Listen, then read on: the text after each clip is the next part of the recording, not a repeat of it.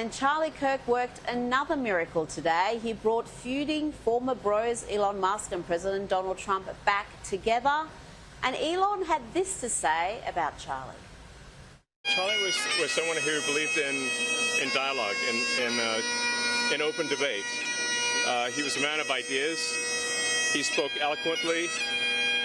He basically never even raised his voice. He was a man of peace. And now he's been murdered in cold blood. Did you know him personally? Yes, of course. We met many times. How was he like? I supported his organization. I supported Turning Point from quite early. Why was he killed? He was killed because his words made a difference. Because he was showing people the light. And he was killed by the dark. Charlie was murdered by the dark for showing people the light. That's quite profound and beautiful from Elon Musk. Let's bring in documentary filmmaker and commentator Ami Horowitz. Ami, what did you think of today's service? The emotion in the room was palpable. It was quite powerful. It was incredible. And it's unbelievable to hear, considering how dark what happened was, how evil it was. For them not to fall into that trap and to just focus on love and togetherness and camaraderie was incredible. The moment where Rita Kirk forgave him was something beyond anything I could possibly muster up. And it's just a direct contrast to the left. It's a direct contrast to when I've gone to similar rallies on the left, and all you hear is vitriol and hate and a call for violence. It really shows the difference between the two. Oh, it does. And you've experienced that, as you said, yourself. You've been met with violence just for taking an American flag to a protest. You didn't even say anything, do anything. Just the presence of the American flag was enough to trigger these people into violent acts against you. Of an American flag? Yeah. I didn't fly a MAGA sign, right? Or some pro-Israel sign. It was an American flag in America, having Americans react to it.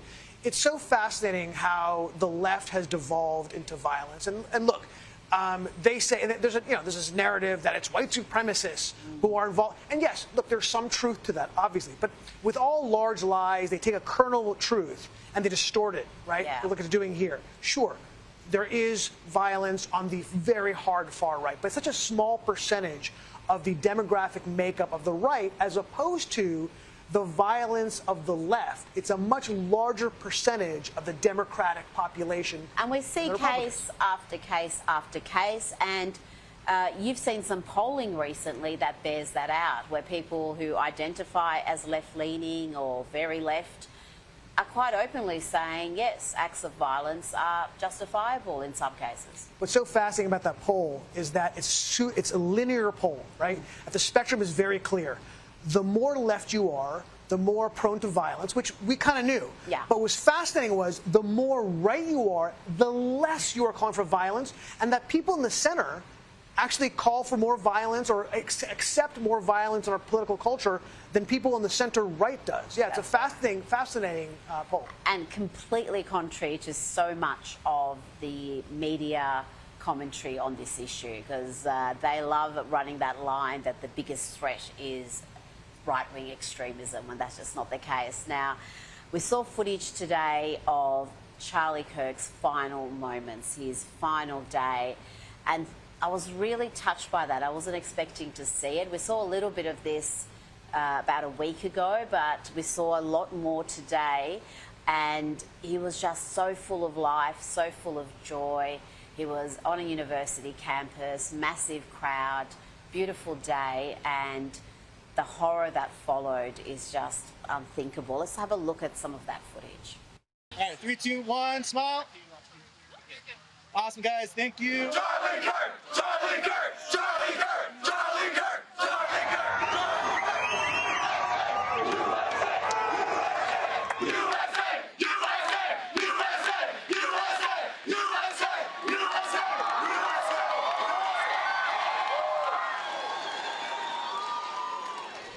That was Utah Valley University, and you see Charlie there with a big smile on his face. He was always smiling, he was the joyful warrior. They killed the joyful warrior. I mean, I want to rewire my brain for that to be the image I remember of Charlie Kirk, as opposed to having seen those horrific images where I was just woken up. I was in a different part of the world, and I wake up to texts from friends and family telling me that he was killed, and I turn on, Instagram, and I couldn't believe it. The images of him being murdered were all over the place and just seared into my memory. And those are the images I want to remember him: the happy warrior, the person who was open and friendly, which is so crazy because they're trying to make him the exact opposite. They keep using the word hateful and hate. And you saw not just those images, but when he spoke, and if you listen, I have been listening to hours of what he was saying in those debates, and you don't hear any hate from him. It's openness. It's wanting to convince somebody else of his position. That's not hateful. It's the opposite of hateful.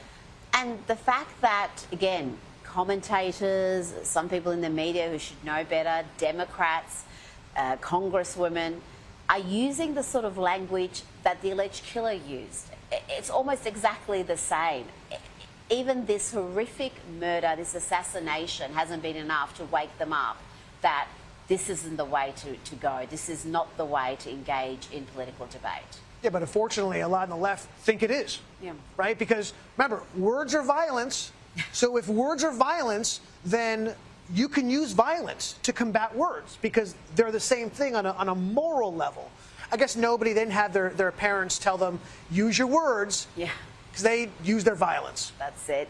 Now, I mentioned earlier that Elon Musk posted something terrible about Charlie Kirk, casting him as some sort of a Frankenstein who created a monster who killed him. I mean, that in itself is just so...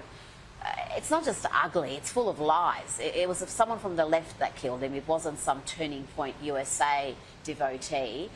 And she's doubling down, Amish. There is absolutely no self-reflection, no apology, no I'm going to turn down the temperature and do better. She's doubled down on it on CNN without shame. I'm sorry, are you surprised? Of course not. I'm still surprised because she can see this outpouring of grief, she can see the reaction. I'm sure it's taken someone like her who exists in an echo chamber by surprise, but to not take even a moment to reconsider her position. Shame and remorse are not words or actions in the vocabulary of the left.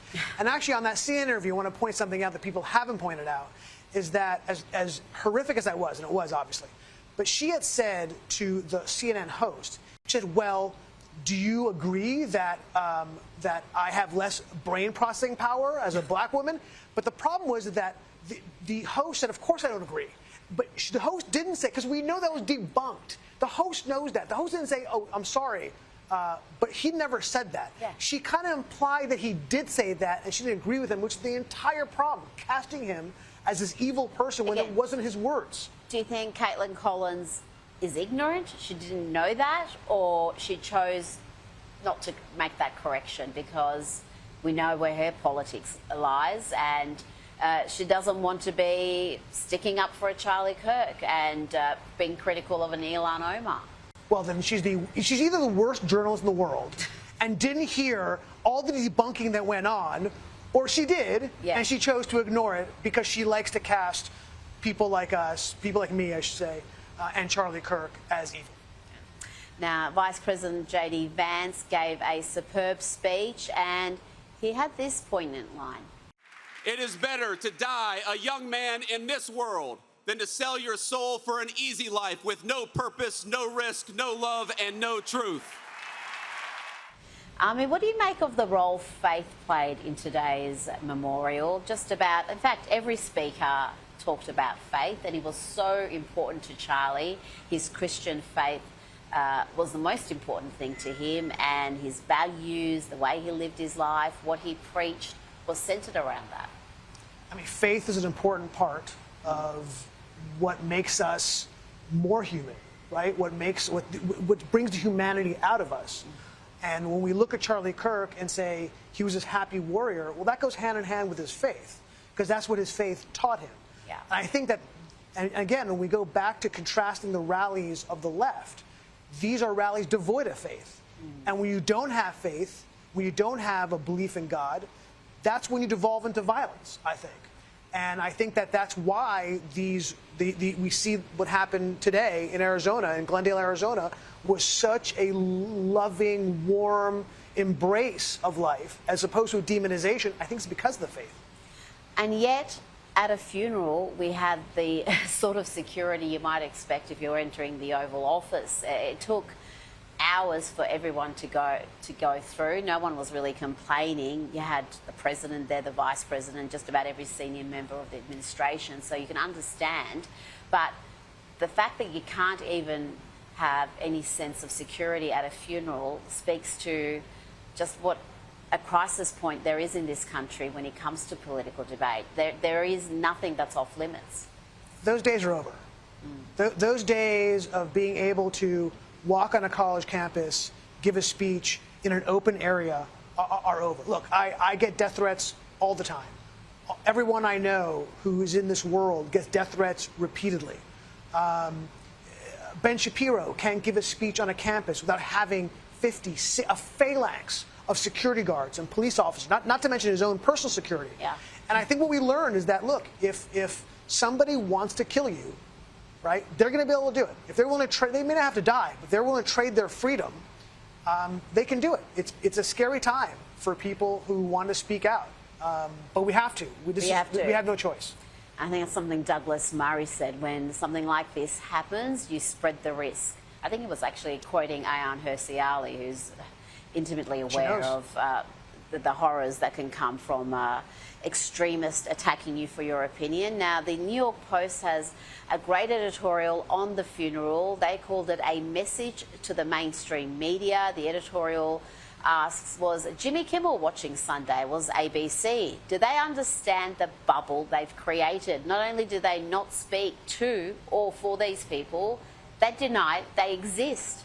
It is unsustainable. I mean, what's your reaction to that? Because you can tell there are many in the media who are shocked by this outpouring of grief, the fact that people have travelled from around the country to be here. They were lining up overnight by 4 a.m. in the dark. There seemed like tens of thousands waiting to enter the stadium. The crowd was huge. And so many in the media are completely blindsided by that. Yeah, because, look, you know, it's so interesting. The outrage we saw to Jimmy Kimmel's firing as compared to the outrage of an assassination of a cultural and political figure, it's incredible to me. This is what the left has done. It doesn't matter. They're more outraged about a hack comedian who had no audience, right, than truly a significant turning point in our culture. An assassination of a political figure did not draw as much ire from the left as a firing of Jimmy Kimmel. And they didn't mention it at the Emmys, did they? Not even a passing reference to this significant event. Do you think that was possible? I mean, really? You would think, when I started seeing major sporting leagues having a moment's silence, doing some of them fairly lengthy tributes, I thought maybe the culture has shifted and that would be reflected in Hollywood. But no, Hollywood is running not only its that, own show. Hollywood demonized people in Hollywood who said anything nice about Charlie Kirk. Yeah. Not that they supported Charlie Kirk, God forbid, but people who said, like, a killing of Charlie Kirk is a terrible thing, like Kristen Chenoweth. Yeah. And she got roasted by Hollywood for showing empathy. It's a sick, sick place. Now, the left, the Democrats, are suddenly passionate about free speech, or what they think is free speech. Jimmy Kimmel's terrible program, low-rating program, has been pulled off air. And, Army, it's incredible. They're trying to make Jimmy Kimmel the victim of this entire catastrophe. Somehow, he's the victim. He's the one who's being targeted and persecuted, as opposed to the man who's had his life taken from him. And he was persecuted with the Biden DOJ. They were investigating Turning Point, him personally. He spoke about his fear of ending up in federal prison if a Democrat was elected president again. Look, I'm not a fan of the government getting involved in something like Jimmy Kimmel. I don't think it's a good idea. I think it sets a bad precedent, and I promise you it will boomerang when there's a Democratic president. But it already has. This is the point that Republicans make. Those sort of arguments ring a little hollow because the Democrats go out of their way to silence They always have. their political opponents. So I don't know. I think perhaps if they get a taste of their own medicine, if they're held to their own standards, I don't like it from maybe either they'll side. back away from this sort of cancel culture. No. No, I don't like it from either side. I don't think it's healthy. Well, Having I mean, said the that, man he's lost 70% of his no, audience. he should have been. Don't get me wrong. He should have been years fired. ago. I have no problem with being firing. I just don't like any government intervention. Well, of course, we don't want government intervention, but again, from what we've seen reported, he not only said something that was verifiably a lie, and he knew was a lie, he still said it. He had no intention of backing away. Like Elon Musk, he wanted to go back on the next program and double down on those attacks. And in that scenario, I mean, what could ABC do? They've just had a massive payout.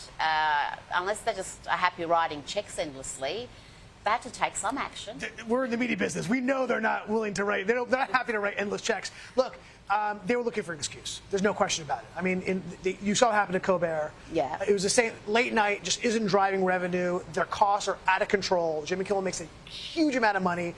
Relative to the amount of audience they bring in, it's not worth it. They were looking for a reason, and he gave it to them. Maths ain't mathsing, as the kids say. It makes no sense. Is that what they say? They do say that. Something like that. How can he earn that salary with that pitiful audience? I mean, what sort of a business are ABC running? If I was a shareholder, I'd be asking a few questions. I can tell you about that. Horowitz, thank you so much for your time. Thanks for coming in today. Always a pleasure.